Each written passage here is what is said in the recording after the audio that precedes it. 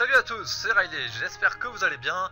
On se retrouve aujourd'hui pour une nouvelle vidéo et nous allons parler de 10 clones de la 501ème qui vous sont peut-être inconnus. Nous n'allons pas parler de Hardcase, Jesse, les clones de la série que vous connaissez tous qui sont dans l'arc d'Unbara. Je verrai pour faire une vidéo sur ces clones. En attendant, ce n'est pas le sujet. Nous allons parler de clones qui sont un peu moins connus. Certains apparaissent dans la série The Clone Wars, d'autres dans des jeux vidéo ou d'autres encore dans des comics.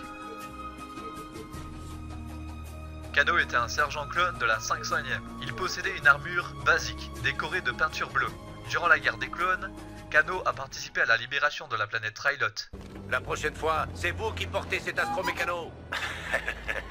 Denal était un soldat clone de la 501ème. Durant la bataille de Devaron, Denal a été tué par le chasseur de primes, Cad Bane. Si vous essayez de me tuer, vous nous réduisez en bouillie. Je crois qu'on a pigé. Boomer était un sergent clone des forces de reconnaissance avancées servant dans la 501ème.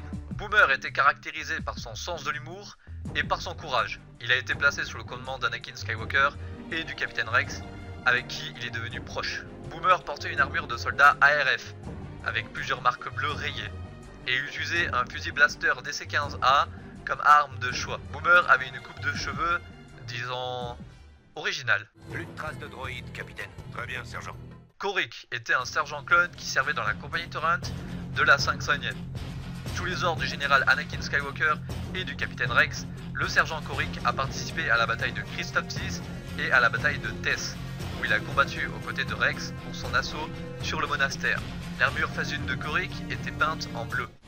Général Skywalker, j'éteins toutes les lumières. Mais nos capteurs à vision nocturne ont du mal dans cette mélasse. J'espère qu'on va pas s'écraser sur le site d'atterrissage. Il effectuait souvent des missions d'extraction pour le général Anakin Skywalker et la 501ème. Il portait un casque phase 1 avec 2 dessins de faucons, puis un casque phase 2 avec seulement les ailes des faucons dessinées.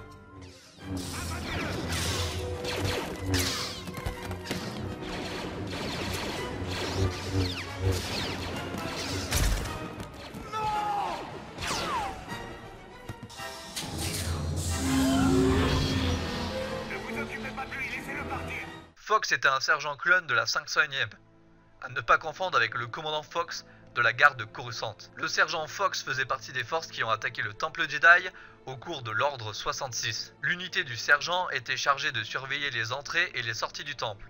Fox était présent avec le commandant Apo sur l'une des aires d'atterrissage du temple.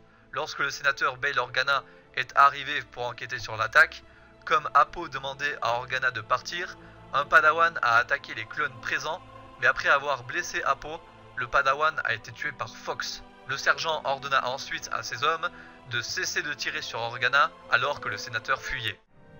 RAS de ce côté, et du tien, Red Eye.